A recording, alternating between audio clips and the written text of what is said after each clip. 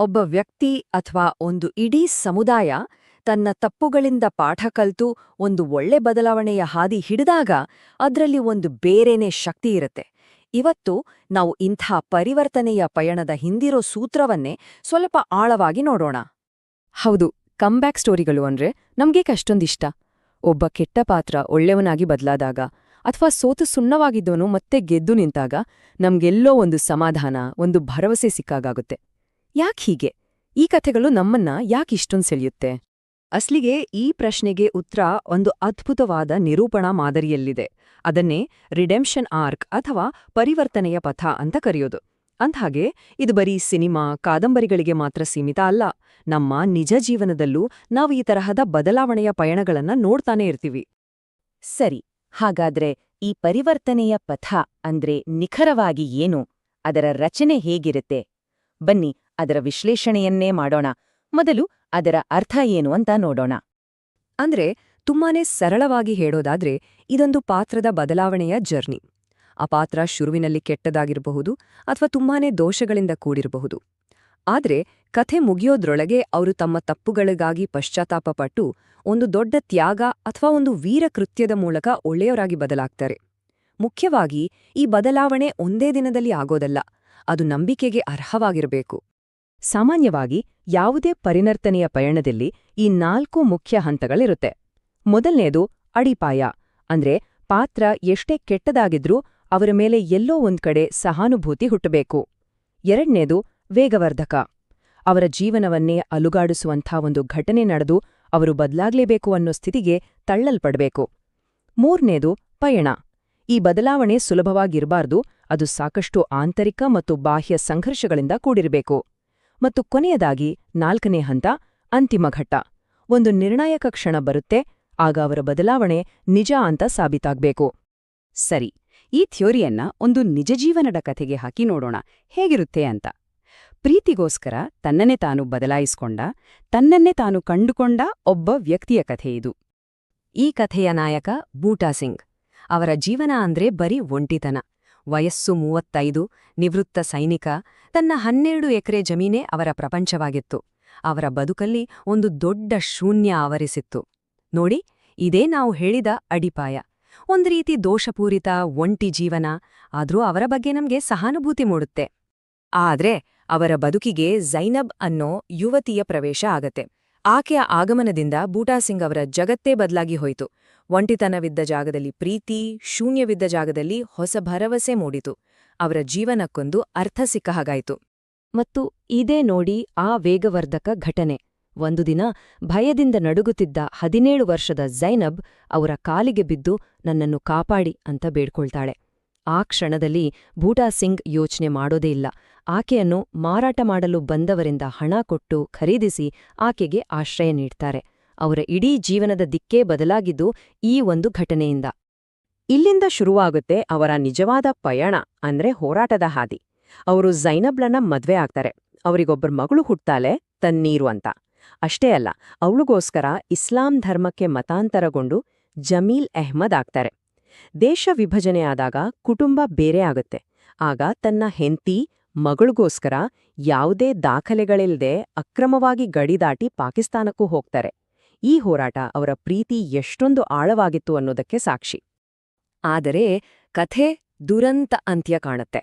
ಪಾಕಿಸ್ತಾನದ ಕೋರ್ಟ್ನಲ್ಲಿ ತನ್ನ ಕುಟುಂಬದವರ ತೀವ್ರ ಒತ್ತಡಕ್ಕೆ ಸಿಲುಕಿದ ಝೈನಬ್ ಬೂಟಾ ಸಿಂಗ್ ಜೊತೆ ಭಾರತಕ್ಕೆ ವಾಪಸ್ ಹೋಗ್ತೀಯಾ ಅಂತ ಕೇಳಿದಾಗ ಇಲ್ಲ ಅಂತ ಹೇಳ್ಬಿಡ್ತಾಳೆ. ಬೂಟಾ ಸಿಂಗ್ ಅವರ ಇಡೀ ಜಗತ್ತೇ ಅಲ್ಲಿ ಕುಸಿದು ಬಿದ್ದ ಹಾಗಾಗತ್ತೆ. ಅವರ ಎಲ್ಲ ಪ್ರಯತ್ನ, ಎಲ್ಲ ತ್ಯಾಗ ವ್ಯರ್ಥವಾದ ಹಾಗೆ ಕಾಣುತ್ತೆ. ಆದ್ರೆ ಇಲ್ಲೇ ನೋಡಿ ಅವರ ಪರಿವರ್ತನೆ ಪೂರ್ಣಗೊಳ್ಳೋದು. ಸಂಪೂರ್ಣವಾಗಿ ಸೋತು ಹೋದ ಬೂಟಾ ಸಿಂಗ್ ರೈಲಿಗೆ ತಲೆಕೊಟ್ಟು ಆತ್ಮಹತ್ಯೆ ಮಾಡ್ಕೊಳ್ತಾರೆ. ಆದ್ರೆ ಸಾಯೋಕ್ಕೂ ಮುನ್ನ ಒಂದು ಪತ್ರ ಬರೀತಾರೆ. ನನ್ನ ಪ್ರೀತಿಯ ಝೈನಬ್, ನಿನ್ನ ಜೊತೆ ಇರೋದೇ ನನ್ನ ಕೊನೆಯ ಆಸೆಯಾಗಿತ್ತು. ದಯವಿಟ್ಟು ನನ್ನನ್ನ ನಿನ್ನ ಹಳ್ಳಿಯಲ್ಲೇ ಸಮಾಧಿ ಮಾಡು. ಆಗಾಗ ನೀನು ಬಂದು ನನ್ನ ಸಮಾಧಿ ಮೇಲೆ ಒಂದು ಹೂವಿಟ್ರೆ ಸಾಕು. ಇದು ಅವರ ಅಂತಿಮ ತ್ಯಾಗ, ಅವರ ಪ್ರೀತಿಯ ಪರಾಕಾಷ್ಠೆ. ಈ ಕೃತ್ಯದ ಮೂಲಕ ಅವರ ಪರಿವರ್ತನೆಯ ಪಯಣ ಸಂಪೂರ್ಣವಾಗುತ್ತೆ. ಸರಿ, ಇದು ಒಬ್ಬ ವ್ಯಕ್ತಿಯ ಕಥೆಯಾಯ್ತು. ಈಗ ಒಂದು ಇಡೀ ಸಮುದಾಯದ ಪರಿವರ್ತನೆಯ ಕಥೆಯನ್ನ ನೋಡೋಣ. ದ್ವೇಷದ ಬೆಂಕಿಯಲ್ಲಿ ಸುಟ್ಟು ಹೋಗಬಹುದಾಗಿದ್ದ ಒಂದು ಊರು ಹೇಗೆ ತನ್ನನ್ನ ತಾನೇ ರಕ್ಷಿಸಿಕೊಂಡು ಒಂದು ಬದಲಾವಣೆಯ ಹಾದಿಯನ್ನ ಹಿಡಿತು ಅನ್ನೋದಕ್ಕೆ ಇದೊಂದು ಅತ್ಯುತ್ತಮ ಉದಾಹರಣೆ. ಜೀವಪುರ ಅನ್ನೋ ಊರು. ಅಲ್ಲಿ ಪರಿಸ್ಥಿತಿ ತುಂಬಾನೇ ಉದ್ವಿಗ್ನವಾಗಿತ್ತು. ಬಾಬ್ರಿ ಮಸೀದಿ ಧ್ವಂಸದ ನಂತರ ಸುಳ್ಳು ಸುದ್ದಿಗಳಿಂದಾಗಿ ಹಿಂದೂ ಮುಸ್ಲಿಂ ಸಮುದಾಯಗಳ ನಡುವೆ ಅನುಮಾನ, ಭಯ, ದ್ವೇಷ ಎಲ್ಲವೂ ಹೆಚ್ಚಾಗಿತ್ತು. ಇಡೀ ಊರೇ ಒಡೆದು ಹೋಗೋ ಹಂತದಲ್ಲಿತ್ತು. ಇದೇ ನೋಡಿ ಆ ದೋಷಪೂರಿತ ಅಡಿಪಾಯ. ಆ ಸಮಯದಲ್ಲಿ ರೆಹಮಾನ್ ಅನ್ನೋ ಸಮುದಾಯದ ಹಿರಿಯರೊಬ್ರು ಎಲ್ಲರಿಗೂ ದಾರಿದೀಪ ಆಗ್ತಾರೆ.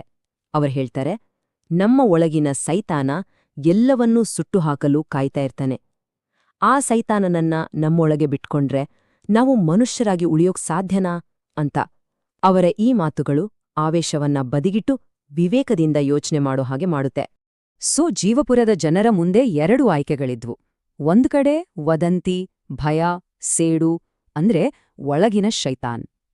ಇನ್ನೊಂದ್ ಕಡೆ ತಾಳ್ಮೆ, ಮಾತುಕತೆ ಮತ್ತು ಮಾನವೀಯತೆ.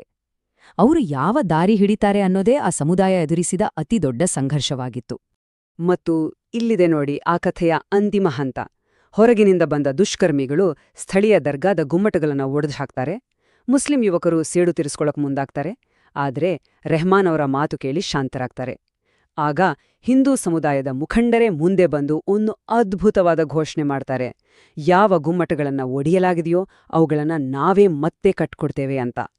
ಆ ಒಂದು ಮಾತು ದ್ವೇಷದ ಮೇಲೆ ಒಗ್ಗಟ್ಟು ಸಾಧಿಸಿದ ಗೆಲುವು. ಅದೇ ಆ ಸಮುದಾಯದ ಪರಿವರ್ತನೆಯ ಪರಾಕಾಷ್ಠೆ. ನಾವು ಒಬ್ಬ ವ್ಯಕ್ತಿಯ ಪರಿವರ್ತನೆಯನ್ನು ನೋಡಿದ್ವಿ, ಒಂದು ಸಮುದಾಯದ ಪರಿವರ್ತನೆಯನ್ನು ನೋಡಿದ್ವಿ. ಈಗ ಕತೆ ಹೇಳೋ ಒಂದು ಮಾಧ್ಯಮ ಅಂದ್ರೆ ಸಿನಿಮಾ, ಅದು ಕೂಡ ತನ್ನ ನಿರೂಪಣೆಯಲ್ಲಿ ಹೇಗೆ ಒಂದು ಪರಿವರ್ತನೆಯ ಹಾದಿಯಲ್ಲಿ ಸಾಗಿದೆ ಅನ್ನೋದನ್ನ ಗಮನಿಸೋಣ. ಇಲ್ಲಿ ಒಂದು ಇಂಟ್ರೆಸ್ಟಿಂಗ್ ಸಂಶೋಧನಾ ಪ್ರಬಂಧ ಇದೆ. ಇದು ದಕ್ಷಿಣ ಭಾರತದ ಸಿನಿಮಾಗಳಲ್ಲಿ ತೃತೀಯಲಿಂಗಿ ಸಮುದಾಯವನ್ನ ಹೇಗೆ ಚಿತ್ರಿಸಲಾಗಿದೆ ಅನ್ನೋದ್ರ ಬಗ್ಗೆ ವಿಶ್ಲೇಷಣೆ ಮಾಡುತ್ತೆ. ಒಂದು ಕಾಲದಲ್ಲಿ ಈ ಸಮುದಾಯವನ್ನ ಕೇವಲ ಹಾಸ್ಯಕ್ಕೆ ಅಥವಾ ಖಳನಾಯಕರಾಗಿ ತೋರಿಸಲಾಗ್ತಿತ್ತು. ಆದ್ರೆ ಕಾಲ ಬದಲಾದಂತೆ ಆ ಚಿತ್ರಣವೂ ಬದಲಾಗ್ತಾ ಇದೆ. ಹೆಚ್ಚು ನೈಜವಾದ, ಸಹಾನುಭೂತಿಯುಳ್ಳ ಪಾತ್ರಗಳು ಸೃಷ್ಟಿಯಾಗ್ತಿವೆ. ಈ ಟೇಬಲ್ ನೋಡಿ. ಕನ್ನಡದ ನಾನು ಅವನಲ್ಲ ಅವಳು ಅಥವಾ ತಮಿಳಿನ ಟಂಗಂ ಸಿನಿಮಾಗಳು ಆ ಸಮುದಾಯದ ನೋವು ಮತ್ತು ವ್ಯವಸ್ಥೆಯ ಕ್ರೌರ್ಯವನ್ನ ಅದ್ಭುತವಾಗಿ ತೆರೆದಿಡುತ್ತೆ. ಆದ್ರೆ ಮಲಯಾಳಂನ ನ್ಯಾನ್ ಮೆರಿಕುಟ್ಟಿ ಅನ್ನೋ ಸಿನಿಮಾ ಇನ್ನೂ ಒಂದು ಹೆಜ್ಜೆ ಮುಂದೆ ಹೋಗುತ್ತೆ. ಅದು ಕೇವಲ ನೋವನ್ನ ತೋರ್ಸೋದಿಲ್ಲ, ಬದಲಿಗೆ ಸಬಲೀಕರಣ, ಮಹತ್ವಾಕಾಂಕ್ಷೆ ಮತ್ತು ಘನತೆಯ ಕಥೆಯನ್ನ ಹೇಳುತ್ತೆ. ಸಮಾಜದಲ್ಲಿ ಒಂದು ಗೌರವದ ಸ್ಥಾನಕ್ಕಾಗಿ ಹೋರಾಡೋ ಕಥೆಯದು. ಅಂದ್ರೆ ಇದು ಕೇವಲ ಪಾತ್ರಗಳ ಬದಲಾವಣೆ ಅಷ್ಟೇ ಅಲ್ಲ, ಇದು ಸ್ವತಃ ಸಿನಿಮಾದ ನಿರೂಪಣೆಯಲ್ಲೇ ಆದ ಒಂದು ಪರಿವರ್ತನೆ. ದೋಷಪೂರಿತ ಅಪಹಾಸ್ಯದ ಚಿತ್ರಣಗಳಿಂದ ಶುರುವಾಗಿ ಈಗ ಹೆಚ್ಚು ಅಧಿಕೃತ, ಸಬಲೀಕರಣದ ಕಥೆಗಳನ್ನ ಹೇಳುವತ್ತ ಸಿನಿಮಾ ಸಾಗ್ತಾ ಇದೆ. ಇದು ಕೂಡ ಸಿನಿಮಾದ ಒಂದು ರಿಡೆಂಪ್ಷನ್ ಆರ್ಕ್ ಇದ್ದ ಹಾಗೆ. ವ್ಯಕ್ತಿ, ಸಮುದಾಯ, ಕಥೆ ಹೇಳೋ ರೀತಿ, ಹೀಗೆ ಎಲ್ಲದರ ಪರಿವರ್ತನೆಯನ್ನು ನೋಡಿದ್ವಿ. ಕೊನೆಯದಾಗಿ ಈ ಎಲ್ಲ ಯೋಚನೆಗಳನ್ನ ಒಂದು ಕಡೆ ಸೇರಿಸಿ ನಮ್ಮ ಒಳಗಿನ ಪ್ರಪಂಚದ ಕಡೆಗೆ ನೋಡೋಣ. ನಿಜವಾದ ಪ್ರಳಯ ಎಲ್ಲಿದೆ? ಬಸವಣ್ಣನವರ ಈ ಅದ್ಭುತ ವಚನ ನೋಡಿ. ಬೆಳೆ ಭೂಮಿಯೊಳಗೊಂದು ಪ್ರಳಯದು ಕಸ ಹುಟ್ಟಿ ತಿಳಿಯಲಿಯದು ಎಚ್ಚರಲಿಯದು ಎನ್ನ ಅವಗುಣವೆಂಬ ಕಸವ ಕಿತ್ತು ಸಲಹಯ್ಯಾ. ಎಂಥ ಮಾತಲ್ವಾ? ನಿಜವಾದ ಪ್ರಳಯ, ವಿನಾಶ ಎಲ್ಲೋ ಹೊರಗಡೆಯಿಂದ ಬರೋದಿಲ್ಲ, ಅದು ನಮ್ಮ ಒಳಗೆ ಹುಟ್ಕೊಳ್ಳುತ್ತೆ. ನಮ್ಮೊಳಗಿನ ದ್ವೇಷ, ಅಹಂಕಾರ, ಬದಲಾಗೋದಿಕ್ಕೆ ಒಪ್ಪದ ನಮ್ಮ ಗುಣ, ಇದೇ ಪ್ರಳಯದ ಕಸ. ಆ ಕಸವನ್ನ ಕಿತ್ತು ಹಾಕದೆ ಹೋದ್ರೆ ನಮ್ಮ ವಿನಾಶ ನಿಶ್ಚಿತ. ಹಾಗಾದ್ರೆ ಯೋಚನೆ ಮಾಡ್ಬೇಕಾದ ಕೊನೆಯ ಪ್ರಶ್ನೆ ಇದು. ಬದಲಾಗಲು ಒಪ್ಪದೇ ಇರುವುದೇ ನಿಜವಾದ ಪ್ರಳಯ ಅಂತಾದ್ರೆ, ನಮ್ಮನ್ನಾವು ಸರಿಪಡಿಸಿಕೊಳ್ಳಲು, ಉತ್ತಮರಾಗಲು ಪ್ರಯತ್ನಿಸುವುದೊಂದೇ ನಮ್ಮನ್ನ ಉಳಿಸಬಲ್ಲ ದಾರಿಯೇ? ಈ ಪರಿವರ್ತನೆಯ ಹಾದಿಯಲ್ಲಿ ನಡೆಯುವ ಧೈರ್ಯವೇ ಮಾನವೀಯತೆಯ ಅತಿದೊಡ್ಡ ಭರವಸೆ ಆಗಬಹುದೇ? ಯೋಚಿಸಿ.